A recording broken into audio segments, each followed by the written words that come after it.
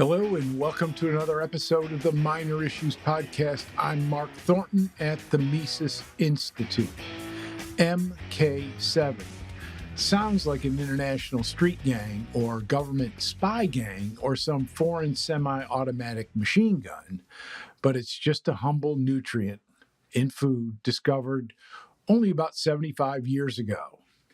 In what follows, please note and remember that I am not any kind of expert, nor do I have any professional qualifications in any medical field or in the areas of nutrition and healthcare. This is not recommendations or advice. In fact, it is a critique, or really just an example of a general critique of technocracy, which is a governmental-based system that puts social decision-making in the hands of technocrats or bureaucratic scientists, or more generally, the technically skilled elites. This general critique is as follows. Technocracy rejects diverse perspectives and long-term experience in favor of imposing the results of cutting-edge research on society. The COVID shot being the most recent and most blatant example. Technocracy can be unresponsive, unaccountable, and slow to adapt in line with its bureaucratic structure. Technocrats, politicians, and the general population can all overestimate the accuracy, reliability, and practicality of and technical knowledge and underestimate its limitations. As we have seen in recent years, this can bleed over into politicalization and corruption. MK-7 is a specific form of vitamin K2, which is different from vitamin K1, which primarily facilitates the coagulation of our blood. We need to obtain a regular food source of K1 from dark leafy green vegetables like spinach, which also contains iron that facilitates the oxygen carrying capacity of our blood. Commercial culture embedded the spinach recommendation in the hit cartoon series Popeye the Sailor. Until very recent years, the consumption of dark leafy green vegetables has increased per capita and continues to climb among the smarter people, even though total vegetable consumption has been falling.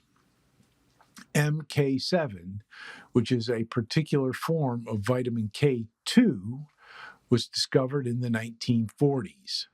Scientists are still discovering its properties, but in addition to some of K1's attributes, K2 is increasingly thought to help with the blood's placement of calcium into the bones, which is a good thing, rather than on the inner lining of the vascular system, a bad thing.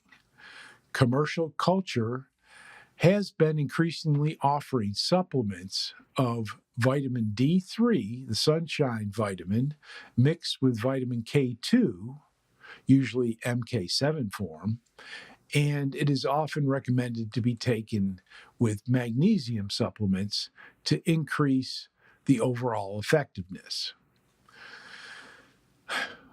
Some doctors have been recommending that some patients with clinical deficiencies, for example, the lack of the sunshine, to take vitamin D3 supplement to alleviate several conditions, and some doctors even recommend vitamin K2 for patients with issues of osteoporosis, brittle bones.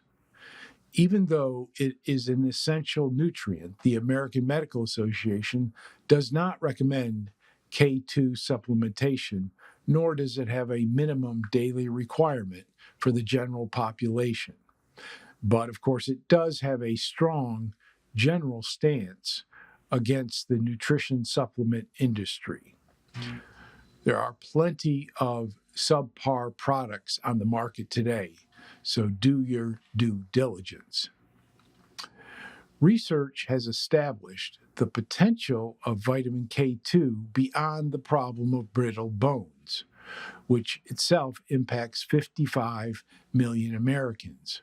One strand of this research shows that vitamin K2 has potential to address the problem of hardening of the arteries and improving cardiovascular health. Sales of the nutrients have experienced significant growth in recent years, especially among health-conscious Americans wanting to improve their bone health or their cardiovascular health. Other new lines of research show promise for vitamin K2 having a positive influence on brain cell health. One research agenda is investigating the role of vitamin K2 deficiency on Alzheimer's disease and other forms of dementia. The results so far are encouraging enough for the investigators to claim, quote, "Our review is the first to consider the physiological roles of vitamin K2 in the context of Alzheimer's disease.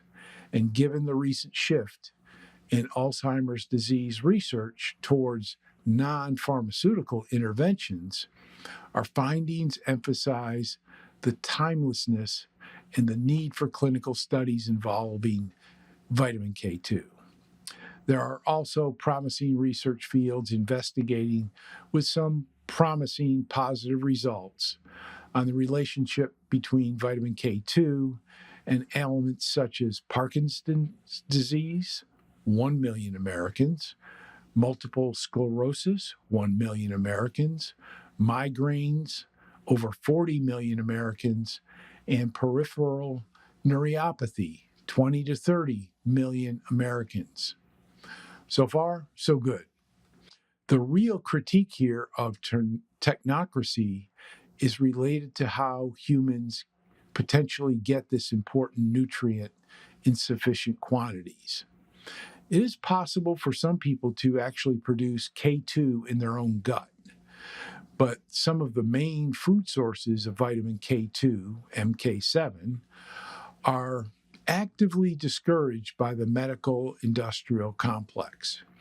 These good sources of K2 include some of the tastiest and most nutritionally well-rounded and versatile foods, such as ground beef, salami, butter, eggs, chicken liver, and fatty European cheeses, some of my favorites.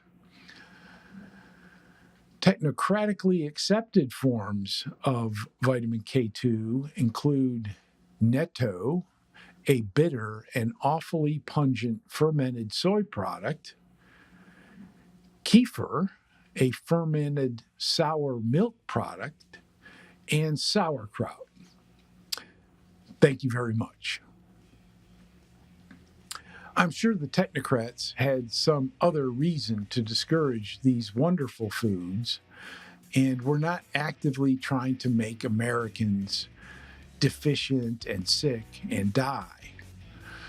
For me, however, I wonder why so many healthy eating, healthy people following all the government's rules have come down with one or more of these maladies discussed above, and whether or not a weekly salami sandwich or a brie omelet cooked in European butter could have prevented it.